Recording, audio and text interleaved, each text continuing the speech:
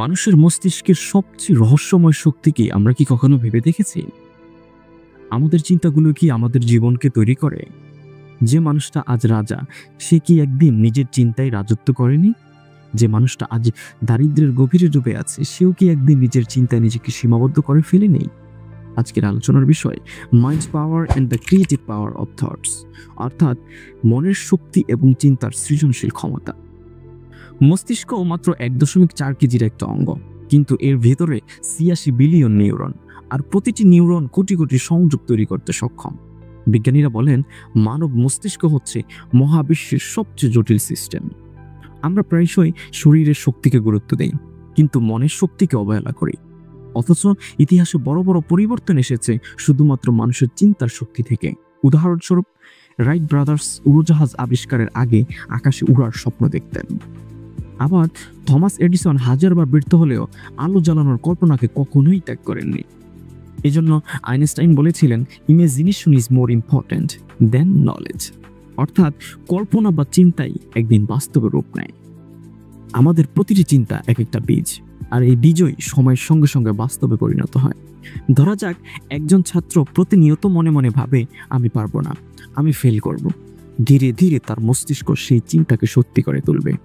আর অন্যদিকে সে যদি ভাবে, আমি চেষ্টা করব, আমি পারব, তাহলে মস্তিষ্ক তার সৃজনশীল শক্তিকে সক্রিয় করবে এবং বাস্তবতাকে বদলাবে।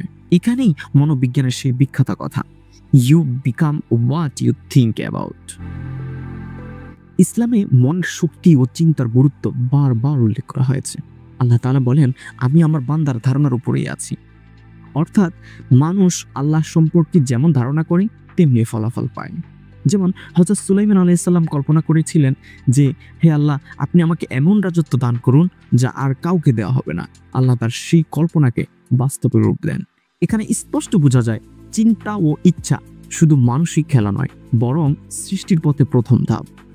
আধুনিক নিউরোসায়েন্স বলছে, যখন আমরা কোনো কিছু কল্পনা করি তখন মস্তিষ্কের ভিতরে প্রায় একই রাসায়নিক প্রতিক্রিয়া ঘটে, অর্থাৎ যেটা বাস্তবে হলে ঘটত। যেমন উদাহরণ দেয়া যাক, একজন ক্রীড়াবিদ যদি প্রতিদিন চোখ বন্ধ করে কল্পনা করে সে দৌড় প্রতিযোগিতা প্রথম হচ্ছে, তার মস্তিষ্কে সেই একই নিউরন সক্রিয় হবে যা আসল দৌড়ের সময় হয়। আবার আধ্যাত্মিকতা বলছে, আমাদের চিন্তা মহাবিশ্বে এক ধরনের শক্তি পাঠায়, আর সেই শক্তি আকর্ষণ করে অনুরূপ বাস্তবতাকে। আর এটা কি বলা হয়, ল অফ অ্যাট্রাকশন বা আকর্ষণের সূত্র। আমরা ম্যাক্সিমাম সময় সবচেয়ে বেশি নেগেটিভ থিঙ্কিং করে থাকি, আর নেগেটিভ চিন্তা হলো আগাছার মতো। যদি যত্ন না নেই, এগুলো আমাদের জীবনের বাগান দখল করে ফেলে। আর ইতিবাচক চিন্তা হলো ফুলের গাছ, যত্ন করলে জীবনের বাগান সুন্দর হয়ে ওঠে। একজন দরিদ্র মানুষ যদি সারা জীবন ভাবে আমার কিছু হবে না, তাহলে সত্যি তার কিছু হবে না। কিন্তু সে যদি ভাবে আমি চেষ্টা করলে পারবো, তাহলে আল্লাহ তার সেই চেষ্টাও চিন্তার প্রতিফলন দেবেন। চলুন কিছু বাস্তব উদাহরণ দেয়া যাক। যেমন নেলসন ম্যান্ডেলা, তিনি 27 বছর কারাগারে থেকেও চিন্তার শক্তি দিয়ে নিজেকে ভেঙে পড়তে দেননি। তিনি কল্পনা করতেন একদিন দক্ষিণ আফ্রিকায় বর্ণবাদ শেষ হবে, অবশেষে তাই হয়েছে। অন্যদিকে মালালা ইউসুফজাই সন্ত্রাসীদের হামলা সত্ত্বেও মনে মনে বিশ্বাস করেছিলেন শিক্ষাই হবে মুক্তির পথ। আজ তিনি বিশ্বজুড়ে অনুপ্রেরণা। এখন আপনি কিভাবে আপনার চিন্তা শক্তিকে কাজে লাগাতে পারবেন? এর জন্য প্রতিদিন নিজের কাছে ইতিবাচক কথা বলুন, যেমন আমি পারবো, আমি সফল হব। ভিজুয়ালাইজেশন করুন, অর্থাৎ চোখ বন্ধ করে লক্ষ্যকে বারবার কল্পনা করুন।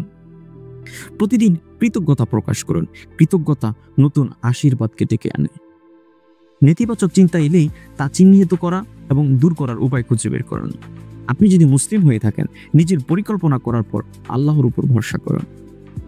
চিন্তার শক্তি আমাদের হাতে সবচেয়ে বড় সম্পদ। আমরা চাইলেই চিন্তার মাধ্যমে নিজেদের জীবনকে ধ্বংস করতে পারি, আবার চাইলে আলোকিত করতে পারি।